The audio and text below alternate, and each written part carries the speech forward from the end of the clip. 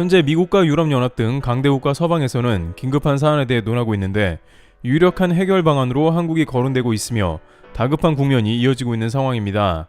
또한 미국의 경우에는 한국에 뒤통수를 쳐놓고 한국 카드를 만지작거리고 있는 것으로 보이는데 한국에서는 미국의 이러한 요구가 이해는 되면서도 뜻밖의 반응을 보이고 있는 상황이 펼쳐집니다.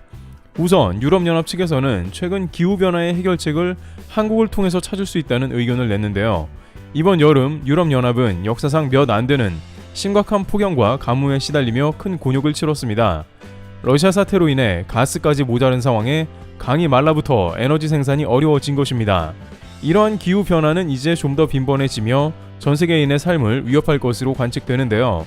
그런데 일부 유럽 언론에서는 최근 나사에서 공개된 한국의 위성사진을 공개하며 한국만이 가지고 있는 독특한 친환경 사업을 유럽은 물론 세계 각지에 퍼져나가길 바란다는 취지의 의견을 제기했습니다. 미 항공우주국 나사는 완도의 사진을 공개했는데 푸른 해역에 빗살무늬와 같은 점들이 퍼져 있는 것이었고 이는 해조류 재배를 하고 있는 모습이며 김과 미역 등이 재배된다는 설명을 덧붙인 것입니다.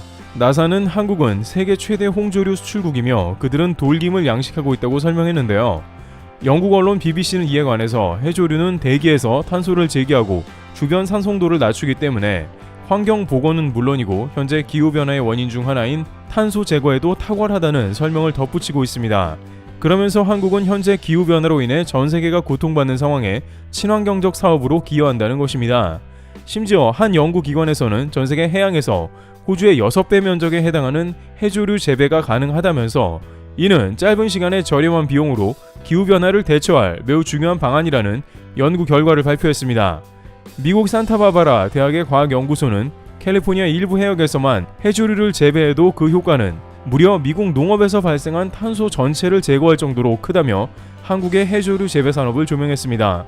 이와 같은 소식이 알려지자 한국에서는 그냥 김이 맛있어서 재배하는데 의외의 결과라면서 한국인들이 전 세계에서 가장 해조류를 많이 섭취하는 식습관이 있는데 이것이 기후변화에 획기적이라면 전 세계가 한국의 해조류 양식 노하우를 빠르게 습득해 기후변화에 대처하길 바란다는 의견이 이어졌습니다.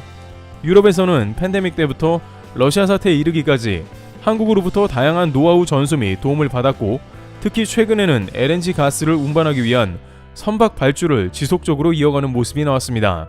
기후변화 및 러시아 사태에서 한국의 기술력 등이 실제 유럽의 위기를 구하고 있는 셈입니다. 일부 채널에서는 민주 진영에서 한국의 존재가 큰 도움이 되고 있다는 의견을 제기하고 있는데요. 실제 금주에 폴란드와 FAOC 48대가 본 계약에 들어가며 한국의 방산품 25조 원가량 구매를 실행하고 있는데 일각에서는 유럽의 방위를 상당히 미국이 책임지고 있지만 이제 한국이 두 번째 방어선 역할을 한다고 극찬합니다. 유럽연합은 폴란드에 재정을 대거 지원해서 한국의 군수품을 구입하며 러시아 방어선을 형성해야 할 것입니다. 그런데 한편 미국에서는 다른 차원에서 한국의 지원이 있어야 하지 않냐는 의견이 제기되는 상황인데요. 역시 팬데믹 상황에 미국의 진단키트 공급을 비롯해 방역 노하우 제공 등 다양한 도움을 준 바 있으며 또한 격리 상황으로 인해 물류 등이 엉망이 되자 첨단 산업의 공급망이 마비되어 버린 미국에 가장 큰 기여를 하고 있는 한국이지만 미국은 최근 한국에 연달아 뒤통수를 치는 모습을 보였습니다. 그런데 이 와중에 또다시 일부 채널에서 한국을 언급하는 상황은 다소 이해가 가지 않는 모습인데요. 우선 이는 뜻밖의 우크라이나가 전황을 대대적으로 역전하면서 미국도 고무된 모습을 보이기 때문입니다. 우크라이나 군이 전쟁 초기에 빼앗겼던 영토의 상당 부분을 되찾아온 상황이 전개되고 있기 때문입니다. 전쟁 6개월이 지나면서 이제 흐름이 우크라이나로 본격적으로 넘어가는 게 아니냐는 해석이 나오고 있습니다.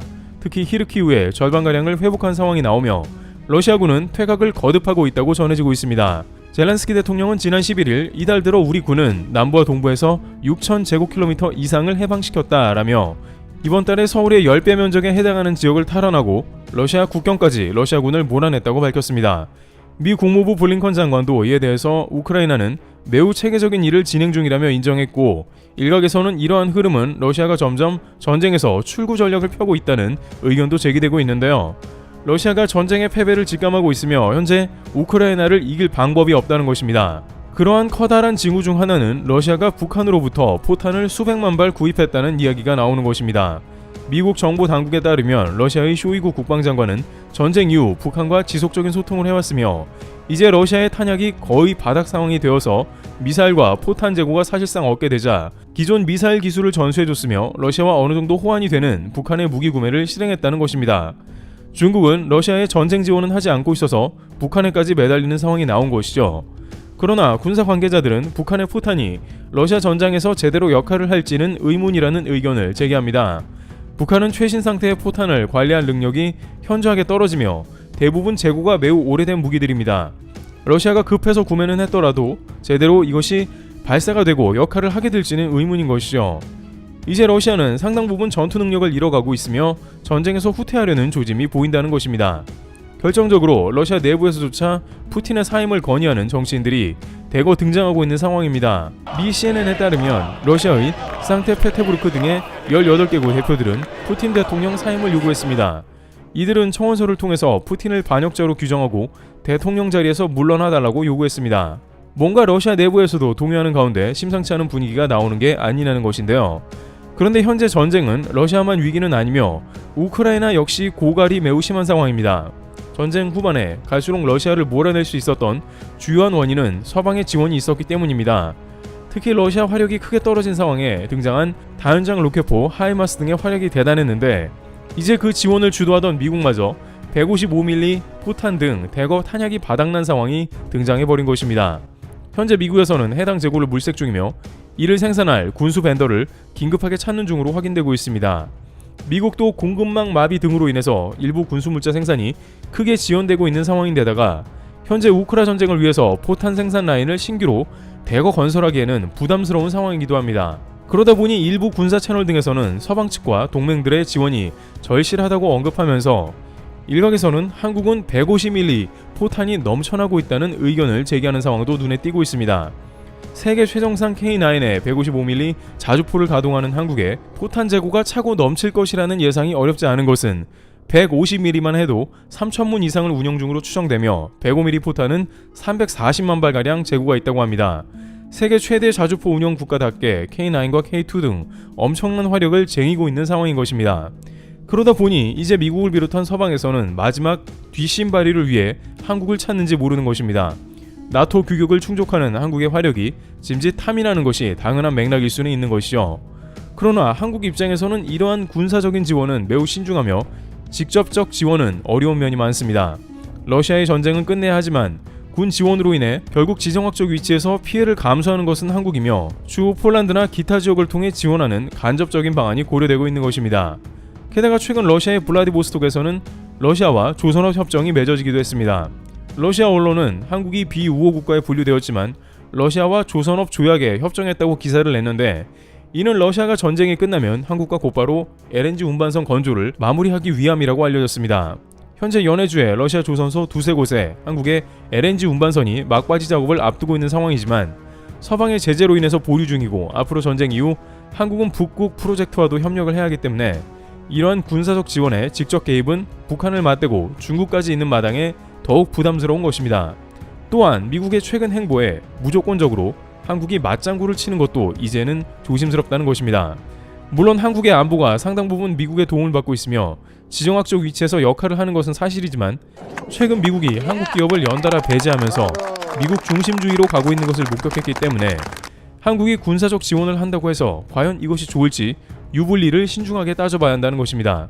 물론 우크라이나가 이제 전세를 뒤집기 시작했고 서방에서 추가 지원 이야기가 막 나온 시점으로 아직 한국에 대해서 구체적인 요구사항은 없지만 앞으로 그럴 가능성이 적지 않을 것으로 보입니다. 우크라이나 대사가 직접 한국에 무기가 뭐가 있는지 미국으로부터 리스트를 받았다고 전해진 바 있었고 실제 LIG 넥슨 등의 방문을 계획하고 한국의 천공 등의 무기가 지금 곧바로 필요하다고 콕 집어 말하는 등 우크라이나에서 직접 한국에 대해서 무기를 달라고 강력하게 요구할 국면이 생길 수도 있다는 것입니다.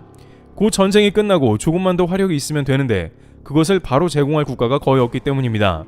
이에 대해서 관계자들은 다소 어렵더라도 미국이 직접 무기를 생산해서 해결해야 된다고 전하고 있습니다.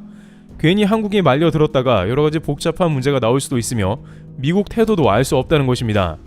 미국은 8월 소비자 물가가 8.3% 상승해 예상치를 상회했고 추가 금리 인상 압박이 나오고 있으며 바이든 정부는 더욱 인플레이션 감축법 관련해서 동맹들을 쥐어짜는 행태를 보일 가능성이 크다는 것이죠.